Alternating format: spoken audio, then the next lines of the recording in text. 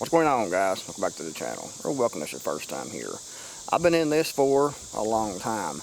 And by this, of course, I mean prepping, but I also mean teaching people about prepping and talking about how to prep better and why people should be actually doing this. I first started out teaching people about prepping back when I was about 22 years old, actually, and it's mostly wilderness survival skills back then. And I was writing articles for a national newsletter that was called the National Survivalist Report. I'm not sure how many subscribers that newsletter had, but I'm sure it was probably several hundred subscribers at the time, because it was actually a mail-in type newsletter, actual physical paper newsletter that people subscribed to that would get mailed out, and I was writing articles for that newsletter. And after that, I started publishing a website, and or a blog, as it was commonly referred to, about 15 years ago, actually, I think it was. And that website became one of the most popular websites online about prepping and survival topics. And that website would get approximately 15,000 page views per day on the average. And now, as you know, I have a website at Creekmore.com, and I also publish videos on this YouTube channel. And I bring this up because, you know, I get a lot of questions from people during that time. And one of the main questions that I've received over all these years of prepping and teaching people about prepping and survival is, what are you prepping for? They want to know what's the main threat that I'm prepping for. And so they want to know the main threats that I see, so they can look at that threat themselves and try to figure out if that's the threat that they should be prepping for.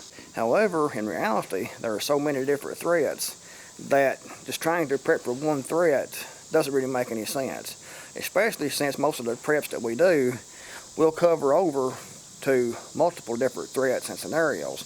So trying to focus on one threat, for example, an economic collapse or an EMP, and wanting to focus on that solely and to focus your time and energy on that isn't really productive. However, it can give you motivation to keep going, because if you study up on your threat and you see that threat coming down the road, you'll become more likely to keep prepping and to actually get with it and to pick up and to prep even harder, because you see that threat coming down the road. And I think that's one reason that most people want to know what threat and why I'm prepping, what threat I see and why I'm prepping. And it's actually changed over the years from different threats. You know, I mainly was prepping for an economic collapse for years, and then an EMP, but like I said, it's not really productive to focus on just one threat, because there's so many things that can happen, and right now we are under a lot of different threats. So you need to focus your efforts on the actual prepping and not so much the threats. But there's so many threats, it's difficult to keep up with, and you spend a lot of your time focusing on that and trying to find information, everything that comes out.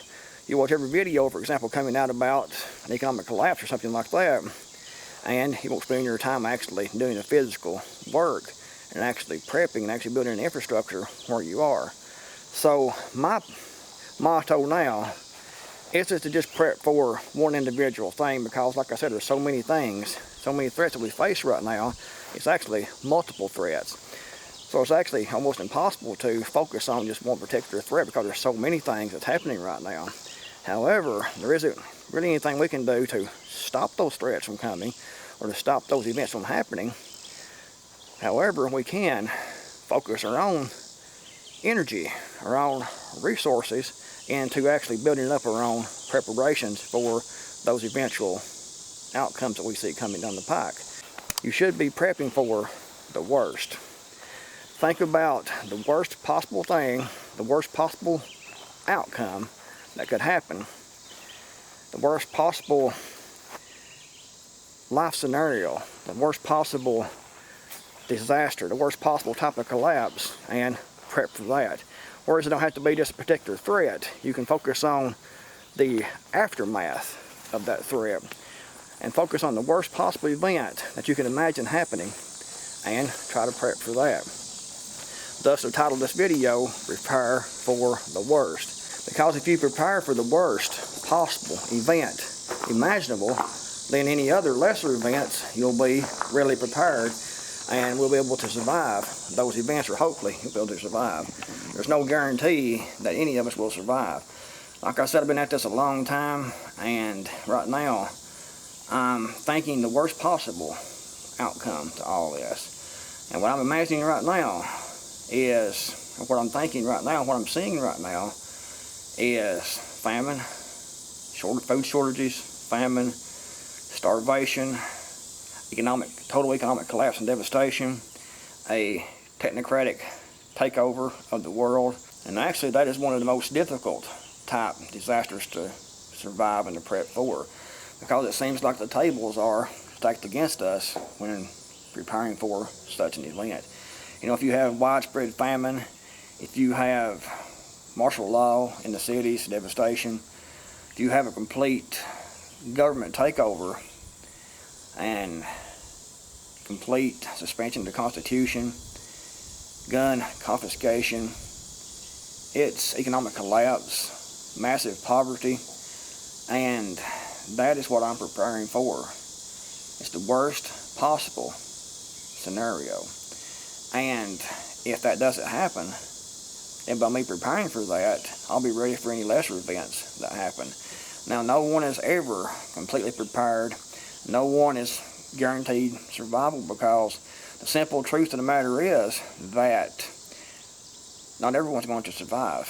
Even a lot of preppers are going to perish, because if what I envision actually happens, and it looks like that's what's coming. So focus on preparing for the worst.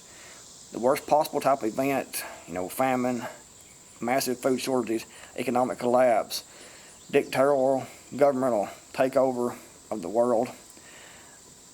Prep for that the best you can. Like I said, that's the worst, in my opinion, the worst possible type of event. Just focus on your own preps and not the actual threats that everyone keeps talking about so much. Even though it's good to keep up with some of those and to stay abreast of what's going on, don't focus all of your time on the threats. Focus 90% of your time on your actual preparations.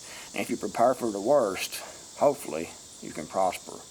Remember, guys, prepare for the worst and prosper. If you enjoyed the video and found it useful, then please give it a thumbs up. Go to my website, Creekmore.com, and check out the articles there. Hopefully it'll help you a lot. There's articles there on food storage, gardening, raising rabbits, raising chickens, food preservation, nuclear war survival skills. There's all kinds of articles, many articles on that website covering many types of disasters and many types of preps that you can implement where you are. So guys, be sure to take advantage of that resource at Creekmore.com. Links in the description box below. Thanks for watching. I'm Creekmore out of here, and I'll see you guys in the next video, hopefully.